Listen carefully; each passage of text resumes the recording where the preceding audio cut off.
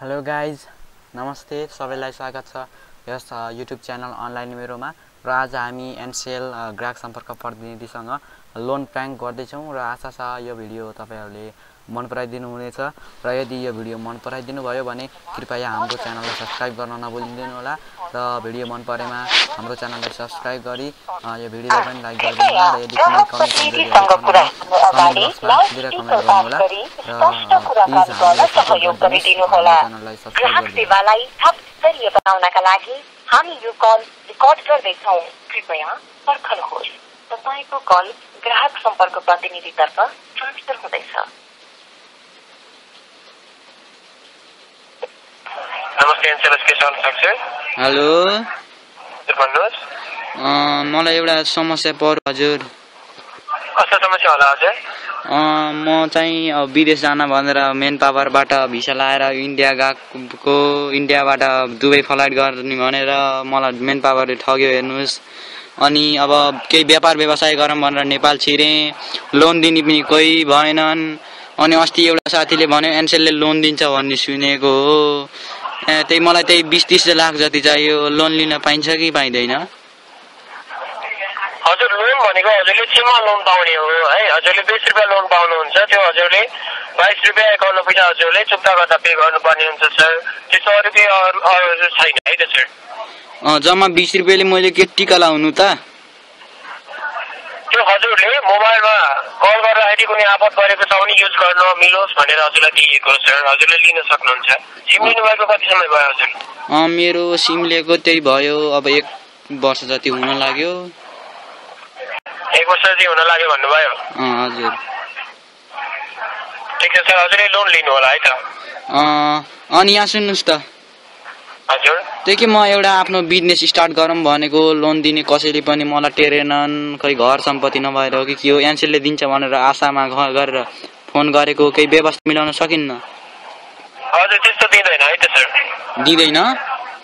हजुर अन्त कतै बुझ्नु होला है त त्यसको लागि। होइन सबै साथीले त एनसीएलले लोन दिन्छ भन्छ त। हजुर एनसीएलले दिने सपाटी भनेको 20 रुपियाँ दिने हो है। हजुरलाई मोबाइलमा 20 रुपियाँ लोन आउने हुन्छ, त्यो हजुरले युज गर्न सक्नुहुन्छ कुरा गर्नको लागि है। 20 लाखको बिजनेस स्टार्ट गर्नको लागि के 20 रुपियाँले के टिका लाउनु कि के गर्नु? हजुरलाई त्यो बिजनेस स्टार्ट गर्नको लागि दिएको होइन, आपत परेको बेला युज गर्न मिलोस् भनेर दिएको हो सर। अनि यहाँ सुन्नुहोस् त। हजुर भन्नुहोस्। त्यो के लोन लिँदा फेरि के धितो राख्नु पर्ने के हो, के एग्रिमेन्ट छ? हजुरले सिमको 60 दिन भएको हुनुपर्छ, पहिले लोन लिनु भएको छ, लोन क्लियर गरेको हुनुपर्छ, अनि लोन लिन मिल्छ। हजुरसँग ब्यालेन्स 5 रुपियाँ भन्दा कम भएको अवस्थामा। त्यो धितो राख्नु पर्दैन केही पनि? पर्दैन हजुर। पर्दैन? हजुर। अनि पछि यहाँ सुन्नुहोस् त। हजुर। मेरो फेरि अहिलेसम्म त्यस्तो ऋण लासी तिरेको अलि रेकर्ड नै छैन। अनि त्यो ऋण नतिर्ने भने केही कस्तो केही घर जग्गा लिलामी होर्ने अरू केही त हुँदैन नि? हजुरले लोन लिएर युज गर्न सक्नुहुन्छ सर है। हजुरले लोन चुक्ता गर्दा 22 रुपियाँ 51 पैसा पे गर्नुपर्ने हुन्छ। अरू केही जानकारी छ भने सोध्न सक्नुहुन्छ सर। त्यही त के मैले अहिलेसम्म लोन तिर्ने त्यस्तो गरेको छैन, मेरो बानी छैन लोन भनेपछि। अब त्यो के घर सहर लिलामी त हुँदैन नि? हुँदैन सर। हुँदैन? हजुर। अरू केही जानकारी? अनि एकचोटि लोन लिइसकेपछि हजुर फेरि हजुर सुनिरहेको छु। हजुर एकचोटि लोन लिइसकेपछि फेरि लोन लिन मिल्छ कि नै? हजुरले लिएको लोन क्लियर गर्नुपर्ने हुन्छ, अनि फेरि लोन लिन सक्नुहुन्छ। लिएको लोन तिर्ने? हजुर। भनेपछि म त त्यो बिजनेस स्टार्ट गरौँ भनेर यसो एनसीएलले सहयोग गर्छ कि भनेको, खै त्यस्तो केही छैन है त सर। ल okay, thank you for calling NCL. Welcome.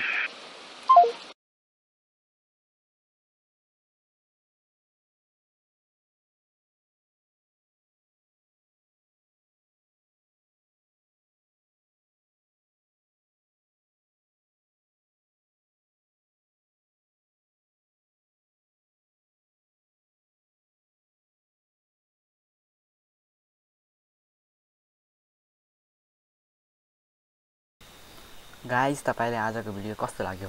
जस्तो लाग्यो त्यस्तै सुझाव सल्लाह अनि प्रतिक्रिया कमेन्ट बक्समा दिन नभुल्नुहोला।